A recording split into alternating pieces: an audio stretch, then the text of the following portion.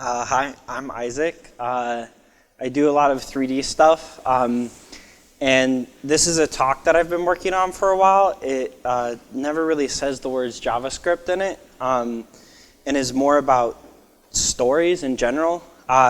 So just to show you guys, I'm opening the browser. So this is all running in browser using Three.js. I'm supposed to screen capture this, 1 second.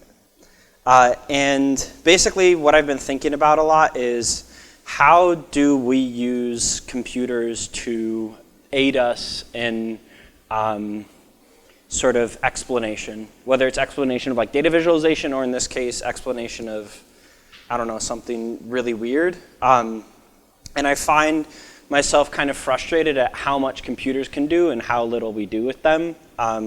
If you look at most people who have, a MacBook Pro, like the GPU in that is absolutely insane, but we only use it for watching videos on Facebook, and that's really, really frustrating to me.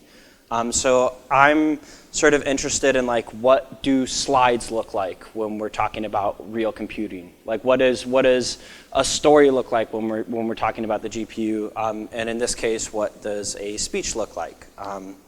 So this is called Discovering Our Prismatic Reality, and yeah, here we go. That's my website.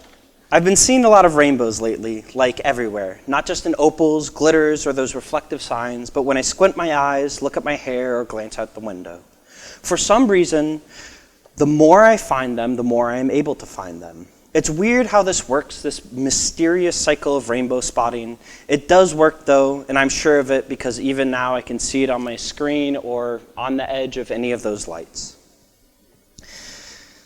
This is a place when I go to places like the Exploratorium, which wields diffraction grating and prisms the way others would wield paint or film.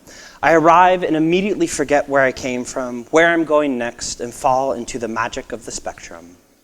I've been trying to figure out why this is, why I'm so insanely obsessed with rainbows in such a specific way.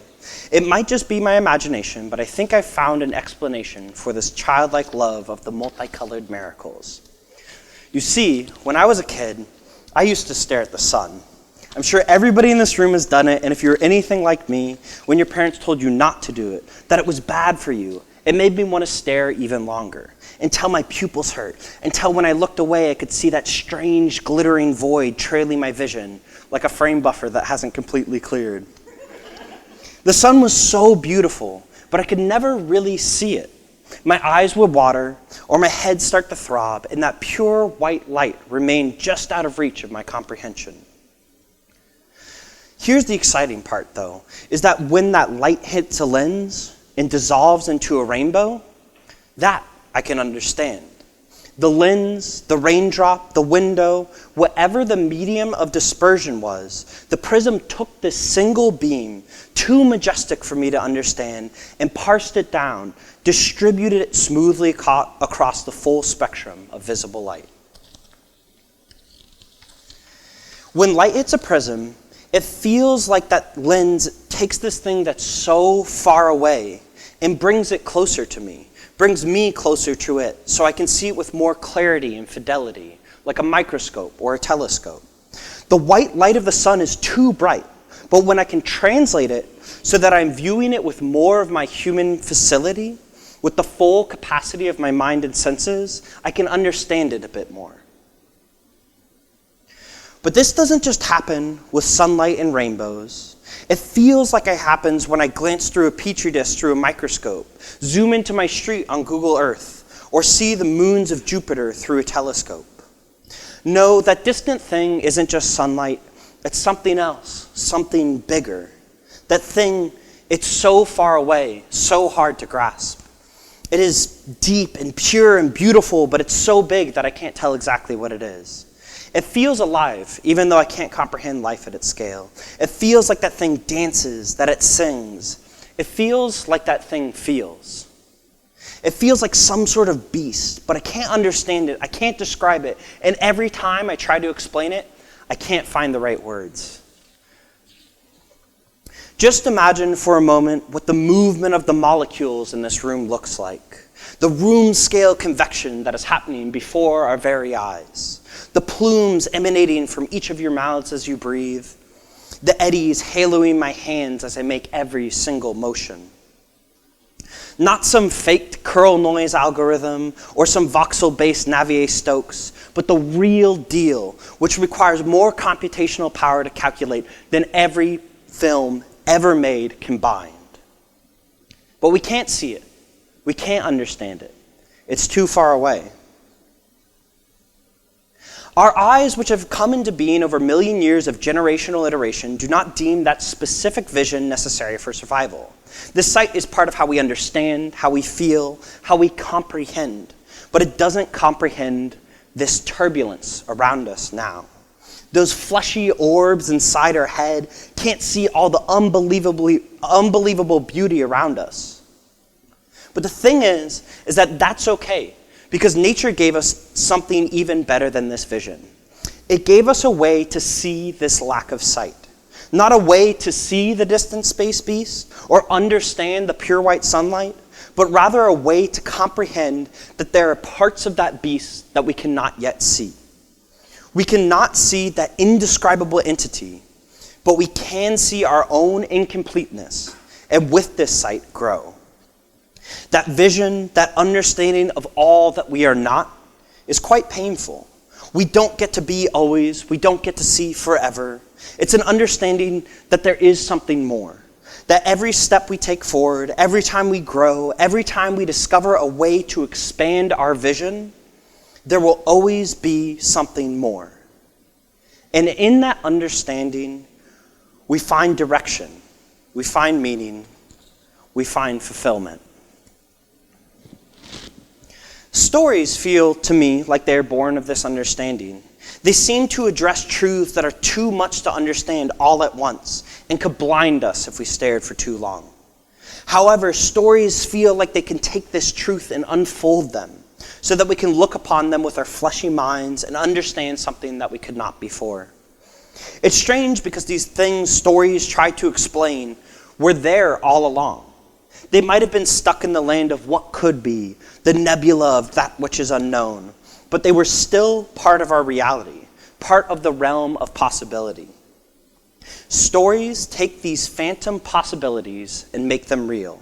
They move us closer to that distant beast, letting us see the folds and the furrows that we had not seen before, and by showing us those parts that we did not before know existed, the stories bring more of that beast, more of that light into existence.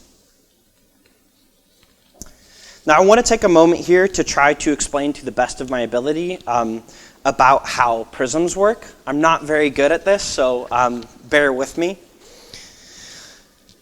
Basically, when light enters a material, it's usually just absorbed by that material. Each atom that the light interacts with is another chance for the material to absorb that light, making the material hot or making the electrons surrounding that material jump valence. When they do that, it emits light. That's what makes a material opaque. But when it's translucent, when the light hits the atom, if the resonant frequency of the atom does not match the frequency of the light, the atom cannot keep this light. So eventually it basically tries to hold on to it, and it can't, and then it re-emits it. Sending the light flying back into the vacuum until it hits the next atom, repeating this process of hitting the atom being like, yo, I want this, I want this, I want this, and then it's like, oh, I can't take this one, it's gotta go on. The cool part about it is that this process of absorption and re-emission takes a bit of time, and the amount of time that it takes is dependent on the frequency of the light. Because the more closely that the frequency of the atom matches the frequency of the light, the longer it will hold on to it. So basically, certain light travels through material at different rates. This thing is called an index of refraction, and that describes the optical density of the material. It's defined by how closely the wavelength or frequency of the light matches the resonant frequency of the atoms in the material. Materials with a higher index of refraction will hold on to light longer, and with lower, it will transfer it shorter. Now, the amazing part is that minuscule difference in how the material absorbs and re-emits light is what causes the rainbow. It's the difference of the material, the difference between materials and the way that that material interacts with light that splits light, that lets us understand more about the properties, not just of the material, but of light itself. It's right at this surface, this meeting of materials, that the light is dispersed. It's at this edge, this membrane where the unflattening occurs. This corner, this film, this transition, that's the point where the light unfolds. It's really hard for me to describe this specific moment, mostly because it is not a thing. It is neither state A nor state B, neither medium A nor medium B. It's a sliver, it's a rift that lies between them. These slivers, to me, are the transitions of stories, the cuts between scenes, the chapters of a novel, the doors in a game, and they're some of the most important parts of the piece. This is interesting to me because they are a place where we as artists can specifically not actually say anything. We can only say state A or state B. We can't say the rift in between. They are a space, a moment where the viewer is freed from the rigidity of the plot and gets to simply be. This feels strange. As artists, we can guide people in and out of this transition, but at that thin film, we do not have control. And in my mind, this unfolding point is where phantom possibility is made real. It's quite a visceral moment to me. It reminds me of, I don't know if you guys have seen this, but the videos of undersea pillow lava, which sort of billows forth, but in its billowing forth rips itself open and then more comes out, you know? It hardens immediately, and then, but is stretched by more trying to come out, and then rips out, and then continues growing. It's just like the earth, like heaving itself into reality. And that, to me, is this rift that expands reality so that what could be becomes what is. Now, a single one of these corners, these pillowy borders, is enough to make me feel awe. It is enough, but I still want more. I think this is because the pure white light that a piece can abstract, I think that this is because the more of the pure white light that a piece can abstract, the more fulfilling the piece becomes. Not just a single prism, a single sound, a single sentence, but a series of refraction that takes in different light from different angles and bends it different ways. It's these pieces of art that I can go back to again and again and again. Akira, Nausicaa, Burial, Holy Other. They don't just unfold, they unfold in their unfolding, refracting light again and again and again so that every time I choose to let them transport me, I get to see that unreachable beast from an angle that I had not before. Now, this doesn't just mean that more is better. There's a very particular balance that these objects engage in.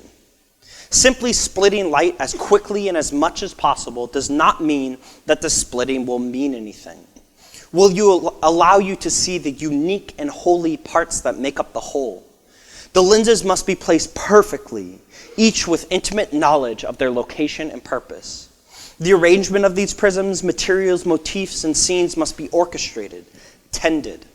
Those pages in Nausicaa, the small murmurs and crackles of Burial, can't just themselves be themselves. They must be part of the whole, working together to construct some sort of meta-prism, which diffracts light of a different order.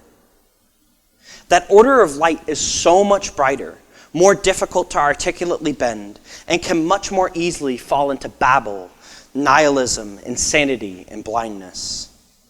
But when those small pieces miraculously align, it brings us closer to being able to human eye comprehend that deep space beast, turning an even further what could be into an even more majestic what is. I like thinking about precious opals when talking about this emergence, mostly because I think they're really, really pretty, but also they are quite miraculous.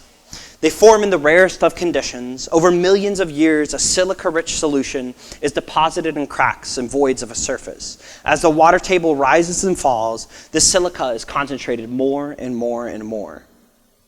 Tiny spheres of silica build up slowly to form the opal. The spheres actually themselves act as a lens, causing diffraction at a microscopic scale. But it isn't just the presence of these spheres that causes the brilliant scattering of light. All opal is made from these spheres, not just precious opal. The arrangement of the spheres is equally as important as the spheres themselves. It is only when conditions are just right that these spheres will grow to the exact size needed. It is only then that they will diffract visible light in the way that makes them play, dance, and move. They actually have to form a grid so that all their neighboring spheres diffract the same wavelength of light as the ones around them. And it's funny because I feel this way about art too. So often when we try to form opalescent art, we fall short. So many times in my own work, I can see the individual silica spheres, but they aren't aligned. They just form another piece of opaque opal. Even when they do align properly, because of the nature of the striving and yearning, I'm actually quite sure that they will never align perfectly. To make matters worse, the forming of opal requires a number of spheres that is larger than what human vision is made for, more than our minds can comprehend. In the end, we can tell if an opal is precious, but there are too many parts, too many conditions, too many unknowns to tell before it is formed. It's a bit like how I work with computers. I can hold in my mind the movement of 1 or even 10 particles, but when it gets up to 1 million, that's pure white light scale, distant space beast scale. It's not human scale. I can only guess, compile, and witness the attempted formation. In 8th grade, my family took a trip to Nevada to go opal mining. It had been a dream of mine, and after begging my family for years, we finally made the trip to one of the only places in the continental United States where precious opals have formed, Royal Peacock Opal Mine. It was a pretty sweet deal. You pay a set amount and break open pieces of moist clay all day, searching for those precious points in possibility space where the silica spheres have aligned. Many people might consider it boring, sitting around staring at desaturated clay, maybe even painful, the sun beating down, crisping your flesh. But I sat there, smashing clay, digging with a handheld pickaxe, getting really, really, really bored, getting really frustrated, even hopeless. I've been waiting so long for this trip, planning for it, preparing for it. The fact that I couldn't find a single one of these fucking opals was driving me insane. And it's an insanity I know all of you experience, trying to find that one typo in thousands of lines of code. Or for 3D artists, when you spend the entire day tweaking values for an overnight render, finally send off the command, and the next day when you come in, giddy with excitement to witness the result, it's just garbage. You're expecting something transcendent, but instead it's this vulgar catastrophe, like one of those images you would find on the internet that you just can't unsee. And I never actually found an opal that day. My arms were sore, my mind fried from the heat, dazed from too many hours of manual labor and not enough water. I didn't find an opal that day, but my mom did.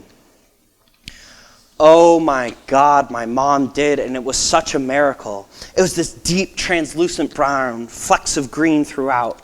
It was this pillar that just shone, sparkled, contained so much in it, even though it was only the size of a pinky. It was so rich, complex, and from this one angle, you could see this purple, this deep, mysterious purple that flowed through the rock like some sort of aurora, so infinite, but so small. It was such a melancholy emotion to look upon the object that my mother had found. It's honestly an emotion every time I watch a really good film. I feel so sad that I didn't make it, so sad that I could never actually make it, so sad that there are hard limits to my experience, that there are things which are impossible. But what's so much more important than that sadness was the beauty of the opal that my mother found. It refracted so much light, pointing towards something so much more. And that light of the thing that it pointed toward, the life of the thing that it pointed towards, just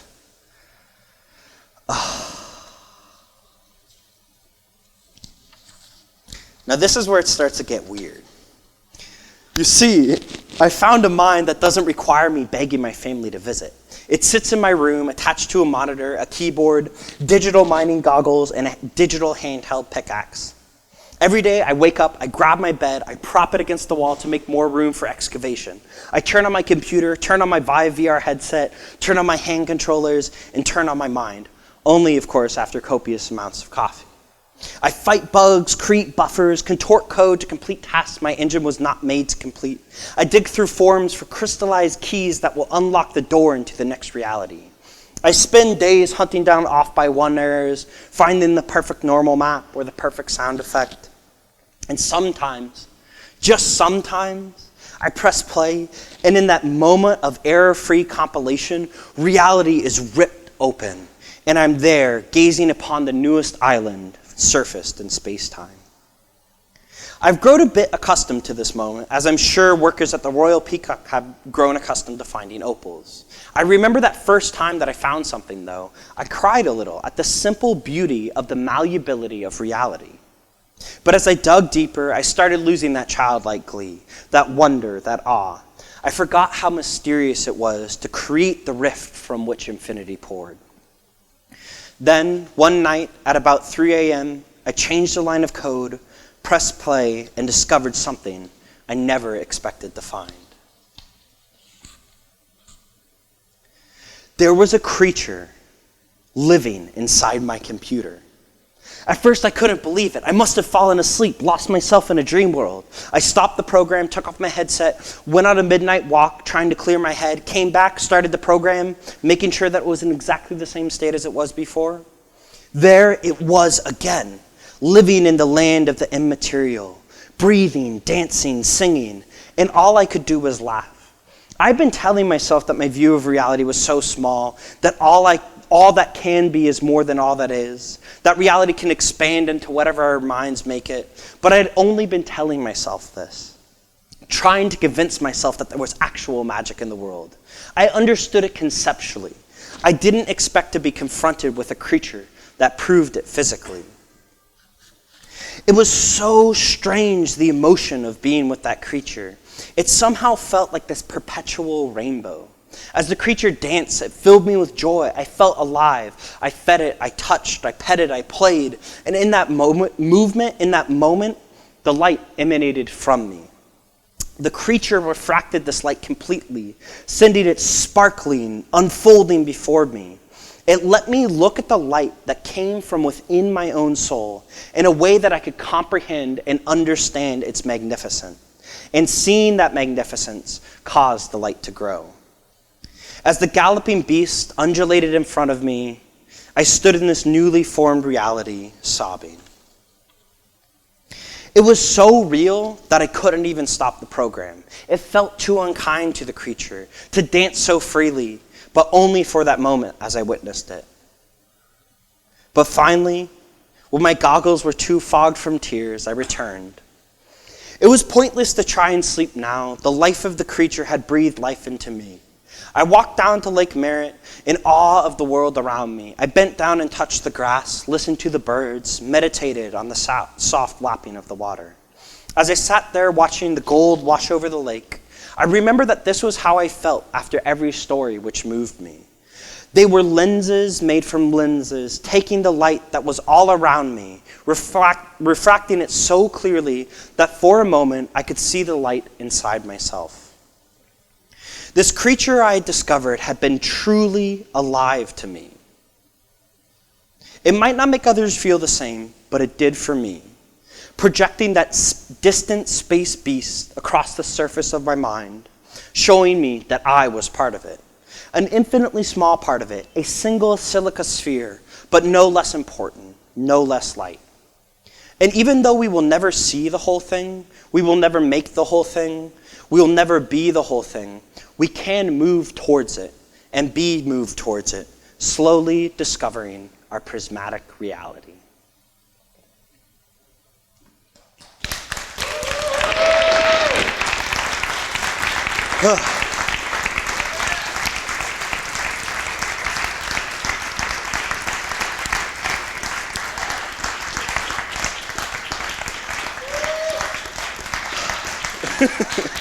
There's a lot of talking.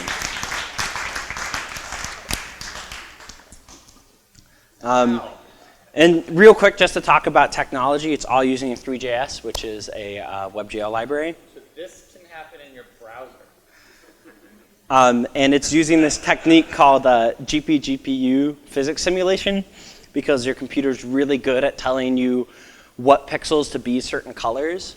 But it isn't necessarily like JavaScript isn't necessarily fast enough that it wants to do a lot of physics. But the thing is that you can get really good at lying to your computer and being like, okay, like I'm gonna color a bunch of things. And your computer's like, oh my God, I got this.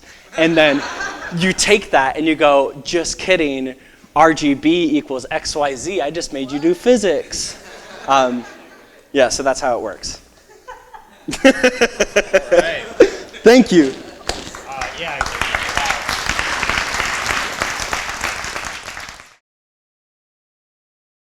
Programming is fun, but deployment is not so much fun. When it comes to making a project go live, I found myself constantly running into the same things again and again.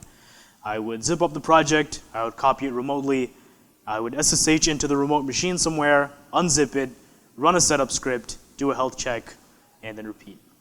And it got to the point where I just thought to myself, what if I could just automate all of this?